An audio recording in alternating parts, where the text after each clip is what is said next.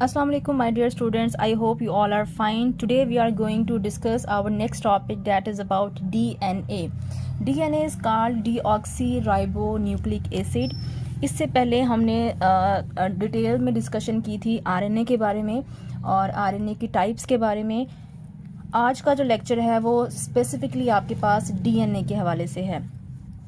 Book के अंदर जो स्पेसिफिकली फोकस किया गया है वो फोकस किया गया है शेप ऑफ डीएनए, कि डीएनए जो है उसकी क्या शेप होती है, वो कैसे बनता है और उसमें क्या क्या प्रॉपर्टीज़ होती हैं.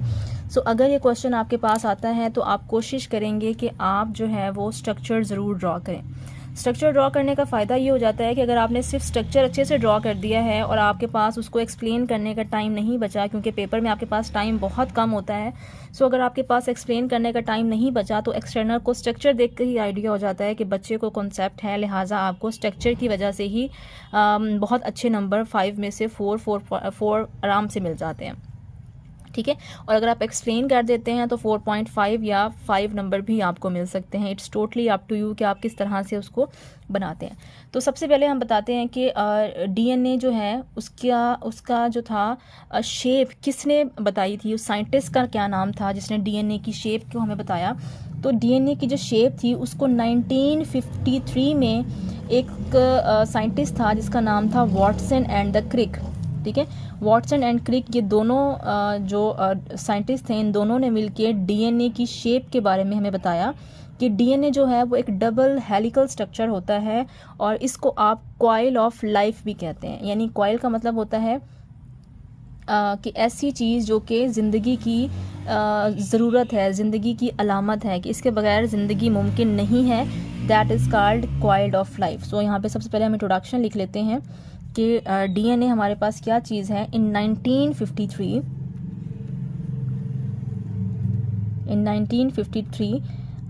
It is,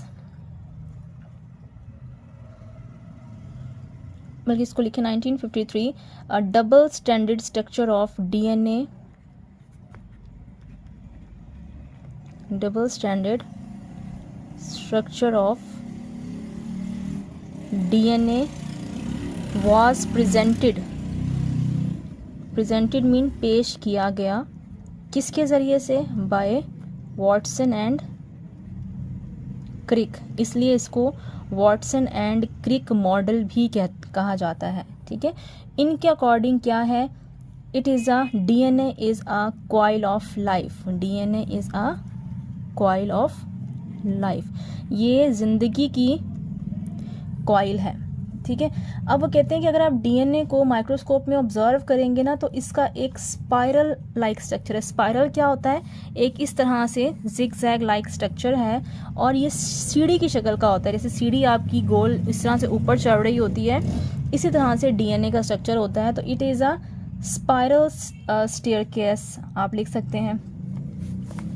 it can be visualized as, इसको आप देख सकते हैं, it can be seen as, जब आप इसको देखेंगे माइक्रोस्कोप में तो एक ऐसा होगा स्पाइरल स्टेयरकेस. स्टेयरकेस क्या होता है? सीढ़ी. ऐसी सीढ़ी जो स्पाइरल शेप की होती है उसको आप स्पाइरल स्टेयरकेस कहते हैं. और ये एक एक्सिस के गिर्द, यानी एक लंबा सा सिलेंडर होता है, उसके गिर्द ये इस तरह से ऊपर जा रही होती है. मैं भी आपको ड्रॉ भी करके दिखाऊंगी. Around a cylindrical axis. अब ज़रा हम स्ट्रक्चर ड्रॉ करने की कोशिश करते हैं कि आपके पास जो डीएनए का स्ट्रक्चर है वो किस तरह से होता है. सो डीएनए का स्ट्रक्चर में आपके पास पहली चीज़, हमेशा डीएनए का स्ट्रक्चर आपने राइट हैंड साइड से ड्रॉ करना है. ये राइट हैंड साइड है, ये लेफ्ट हैंड साइड है, यहाँ से ड्रॉ नहीं करना. ठीक है. डीएनए का स्ट्रक्चर ड्रॉ करने का तरीका होता है कि it is always a right hand sided structure like this. अब आप इसको यहाँ से नहीं शुरू कर सकते थे, हमने इसका मुंह कहाँ से शुरू करना है? राइट साइड से. फिर हम कैसे कहते हैं जनाब? इसको आप कुछ इस तरह से, अब पेज ख़त्म हो गया है वरना हम इसको मज़ीद जितना चाहे बड़ा कर सकते हैं, ये आप पे डिपेंड करता है. अब वो आपसे कहते हैं कि जनाब आप ही देखें, और सेंटर में क्या होता है, सेंटर में इसको हम एक स्केल से अगर ड्रॉ कर लें तो इसके सेंटर में एक हमारे पास लाइन होती है। पहले कोशिश करिएगा आप कि आप एक दरमियान वाली लाइन ड्रॉ कर लें, उसके बाद आप इसके अराउंड ये ड्रॉ करें। प्रैक्टिस करेंगे तो ये आपसे बन जाएगा। हमने कहा कि ये एक सिलेंड्रिकल एक्सिस है जिसके गिर्द एक स्पाइरल सीढ़ी जा रही है, ठीक है। अब इस सीढ़ी के अंदर क्या होता है, इस सीढ़ी पे अगर आप गौर करें तो इस सीढ़ी की ये जो बेस है, ये जो बाहर आपको स्ट्रक्चर्स नज़र आ रहे हैं, ये जो धागे आपको नज़र आ रहे हैं, ये दो चीज़ों से मिलकर बनते हैं। कैसे कि ये वाला और ये वाला, या ये वाला, ये जो बाहर आपको धागे नज़र आ रहे हैं, तो ये किस चीज़ से मिलकर बनते हैं, हम यहाँ पे मेंशन कर लेते हैं कि ये जो हैं ये मिलकर बनते हैं शुगर से। कौन सी शुगर थी, deoxy ribose sugar plus phosphoric acid, ठीक है। तो वो कहते हैं जनाब जो आउटर एरिया है या कह सकते हैं जो आउटर पोर्शन है वो शुगर और एसिड से मिलकर बनता है, जबकि इस आउटर पोर्शन के अंदर ये जो आपको स्पेस नज़र आ रही है, ये स्पेस, ये स्पेस, ये स्पेस, इसके अंदर आपके पास नाइट्रोजीनस बेसिस होती हैं, ठीक है। अब इम्पॉर्टेंट चीज़ ये है कि आपको नाइट्रोजीनस बेसिस का पता होना चाहिए। सेम नाइट्रोजीनस बेसिस यहाँ होती हैं, सेम नाइट्रोजीनस बेसिस यहाँ होती हैं, क्योंकि ये पोर्शन थोड़ा खुला है, मैं आपको यहाँ पर ड्रॉ करके दिखाती हूँ। अब सपोज करें कि ये एक धागा है और ये दूसरा धागा है, या मैं कह दूँ ये एक हेलिक्स है और ये क्या है आपके पास, दूसरा हेलिक्स है। अब एक हेलिक्स से प्यूरीन बेस आती है और दूसरे सामने वाले हेलिक्स से पिरिमिडीन बेस आती है और वो आपस में ज्वाइन करती हैं। कैसे, अगर आपको पता है जो प्यूरीन बेस होती है वो दो तरह की होती है, ए और जी। पिरिमिडीन बेस मैं यहाँ पे मेंशन भी कर देती हूँ नीचे थोड़ा सा, प्यूरीन कौन कौन सी होती हैं, ए और जी। पिरिमिडीन कौन कौन सी होती हैं, बेसिस सी और T. Amine, adenine, guanine, cytosine और थायामीन। अब एक तरफ से प्यूरीन बेस आएगी, एक तरफ से पिरिमिडीन बेस आएगी। तो यहाँ से सपोज करें अगर ए आ रहा है, ए किसमें आता है, प्यूरीन में, दूसरी तरफ से क्या आना चाहिए, कोई पिरिमिडीन बेस आनी चाहिए। और आपको पता है कि ए हमेशा टी के साथ बाइंड करती है, जी हमेशा सी के साथ बाइंड करती है। तो अगर यहाँ से ए आएगा तो इसकी बाइंडिंग के लिए पिरिमिडीन बेस कौन सी आएगी, टी आएगी, और ये आपस में ऐसे बाइंड कर जाएंगे।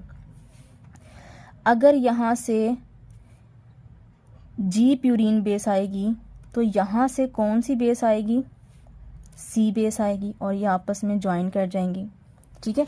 इसी तरह से ये सारा सीक्वेंस चलता रहता है। एक तरफ से ए आती है, दूसरी तरफ से टी आती है, एक तरफ से जी आती है, दूसरी तरफ से सी आती है, फिर ए आती है, टी आता है। इस तरह से यहाँ पे भी होता है। इसी तरह से यहाँ पे भी आप मेंशन कर सकते हैं, एक तरफ से ए, दूसरी तरफ से टी, यहाँ से जी, यहाँ से सी, यहाँ से ए, यहाँ से टी, यहाँ से जी, यहाँ से सी। इसी तरह से आप सारा जो है वो बना सकते हैं। नीचे भी आप यही बना देंगे, ऊपर भी यही बना देंगे। तो अगर आप देखें तो जो इंटरनल स्ट्रक्चर है या जो इनर एरिया है वो कौन बनाता है, nitrogenous bases. These are nitrogenous bases. और आउटर पोर्शन कौन बनाता है, deoxy ribose plus phosphoric acid. दूसरी चीज़ अगर आप देखें तो वो कहते हैं कि डीएनए के स्ट्रक्चर के अंदर दो तरह की ग्रूव्स होती हैं। ग्रूव्स को हम कह सकते हैं नालियाँ या मोड़ या रुकावटें। एक ग्रूव को आप कहते हैं स्मॉलर ग्रूव या माइनर ग्रूव, एक को आप कहते हैं मेजर ग्रूव, ठीक है। अब ये वाला अगर आप मोड़ देखें ना, इसमें और इसमें बहुत ज़्यादा डिफरेंस है, यानी यहाँ से यहाँ तक एक बहुत ज़्यादा मोड़ है। तो इसको हम कहते हैं groove A, that is a major groove, major मोड़ है। यहाँ से और इसके दरमियान में देखें तो ये एक छोटा सा मोड़ है, इसे हम कहते हैं बी, या इसको हम क्या कह सकते हैं, माइनर ग्रूव। इसी तरह से यहाँ पे अगर देखें तो अगेन आपके पास मेजर ग्रूव है, यहाँ पे देखें तो माइनर ग्रूव है, सेम यहाँ पे देखें तो माइनर ग्रूव है, यहाँ से यहाँ देखें तो आपके पास मेजर ग्रूव है। तो वो आपको यही चीज़ बताना चाहता है कि डीएनए के अंदर बहुत सारे मेजर और माइनर ग्रूव्स मौजूद होती हैं जो कि डीएनए का पूरा स्ट्रक्चर बनाती हैं। ठीक है, फिर वो कहते हैं कि जो डीएनए का हेलिकल स्ट्रक्चर है वो तकरीबन 3.4 नैनोमीटर के बाद रिपीट होता है। बल्कि मैं ऐसा करती हूँ कि मैं आपको एक दफ़ा बुक से भी रीड करवा देती हूँ ताकि आपको कोई इशू ना हो। अच्छा जी, ये हमारे पास बुक के अंदर टॉपिक है कि what is Watson and Crick model. In 1953 hypothesized that the DNA molecule is a double helical structure. 1953 में वाटसन एंड क्रिक ने ये बताया कि डीएनए जो है वो एक डबल हेलिकल स्ट्रक्चर है, और आपको डायग्राम इन्होंने यहाँ पे शो भी की है।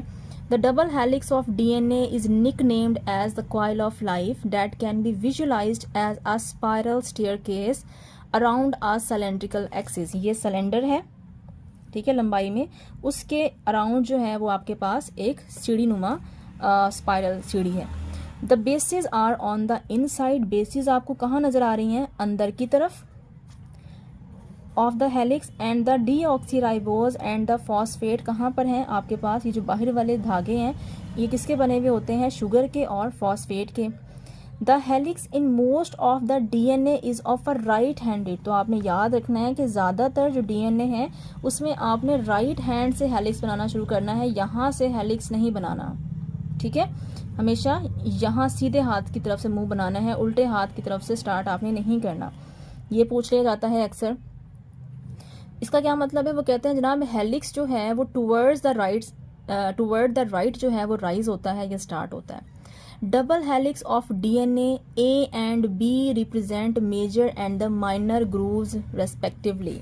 आपको दिखा रहा है कि ये जो एक बड़ा मोड़ है, एक बड़ा डिफरेंस है, इसको मेजर ग्रूव कहते हैं, और ये छोटा सा डिफरेंस है इसको आप माइनर ग्रूव कहते हैं। जैसे कि ये भी माइनर ग्रूव है और ये क्या है? मेजर ग्रूव है। इस तरह से सेम ये भी क्या है? आपके पास मेजर ग्रूव है। In DNA there are actually 2 antiparallel long molecules. ठीक है, डीएनए में देखें तो 2 एंटी पैरेलल लाइंस वो होती हैं जो बिल्कुल एक दूसरे के सामने होती हैं। पैरेलल लाइंस एक दूसरे को क्रॉस नहीं करती। तो यहाँ पे ये वर्ड बड़ा इंपॉर्टेंट है कि जो दोनों लाइंस होती हैं ये एंटी पैरेलल होती हैं, इसलिए एक दूसरे को क्रॉस कर रही होती हैं। Long molecules made up of polydeoxyribonucleotide chain which are wound on each other. और ये दोनों चेन्स क्योंकि एंटी पैरेलल हैं लिहाजा ये एक दूसरे के ऊपर चढ़ी हुई होती हैं। This 2 chains are joined to each other through the whole length of the molecule. और ये जो चेन्स हैं ये पूरे जितना मर्जी आप डीएनए का बड़ा मॉलिक्यूल्स बना लें, ये चेन्स एक दूसरे के ऊपर इसी तरह से लिपटी हुई होती हैं थ्रू द नाइट्रोजनस बेसिस। और किसने इन चेन्स को आपस में जोड़ रखा है? ये इंपॉर्टेंट है कि चेन्स यहाँ पे कहाँ गया जनाब? चेन्स आर जॉइंट किसके ज़रिए से? Through nitrogenous basis. अगर मैं नाइट्रोजिनस बेसिस को दरमियान से निकाल दूँ तो ये चेन अलग हो जाएगी, ये चेन अलग हो जाएगी। तो बेसिकली नाइट्रोजिनस बेसिस क्या काम कर रही हैं? ये एक तरह से इन चेन्स को जोड़ने का काम कर रही हैं। ठीक है, in this joining together a purine only joins with pyrimidine। आप देखें एक तरफ से ए आ रहा है जो कि प्यूरीन है, दूसरी तरफ से टी आ रहा है जो कि pyrimidine है। ये मैंने अभी आपको पेज के ऊपर ड्रॉ करके भी दिखाया है। यहाँ से कुछ एमसीक्यूज पूछे जा सकते हैं। The helical structure repeat at the interval of 3.4 nanometre. वो कहते हैं कि एक हेलिक्स जो है वो कितने टाइम या कितनी एरिया के बाद रिपीट होता है? 3.4 नैनोमीटर के बाद रिपीट होता है। तो ये एमसीक्यू में पूछा जाता है और एक दफ़ा ये पेपर में आया भी हुआ है। And therefore there are 10 base pair in each complemented helix. वो कहता है कि एक हेलिक अगर आप देखें तो उसके अंदर कितने पेयरिंग होती है, कितने प्यूरिन्स और pyrimidines मॉलिक्यूल्स ज्वाइन होते हैं? 10 इस तरह की पेयरिंग जो है वो एक हेलिक्स के अंदर हुई भी होती है। ठीक है, और हेलिक्स जो है इसका डायामीटर कितना होता है? डायामीटर का मतलब है चौड़ाई कितनी होती है। डायामीटर इसका 2 नैनोमीटर होता है और एक हेलिक्स अगले हेलिक्स की कितनी देर के बाद आता है, वो है 3.4 नैनोमीटर के बाद एक मोड़ और अगला मोड़ आता है। The molecule show a minor groove and a major groove, ये बात रिपीटेड है, तो इसमें आपने ये वाला पॉइंट भी याद रखना है, ये भी याद रखना है, और ये भी तीनों एमसीक्यूज आपने याद रखने हैं।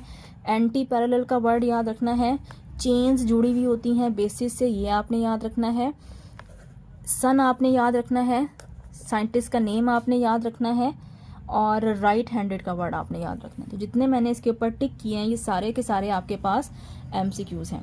ठीक है जी, यहाँ पे आपका न्यूक्लिक एसिड का चैप्टर जो है वो ख़त्म होता है। आई होप आपको ये लेक्चर फ़ायदेमंद रहा होगा आपके लिए। अगर आपको वीडियो पसंद आई है, लेक्चर अच्छा लगा है, तो please like and share this video. Thank you so much. अल्लाह हाफ़िज़।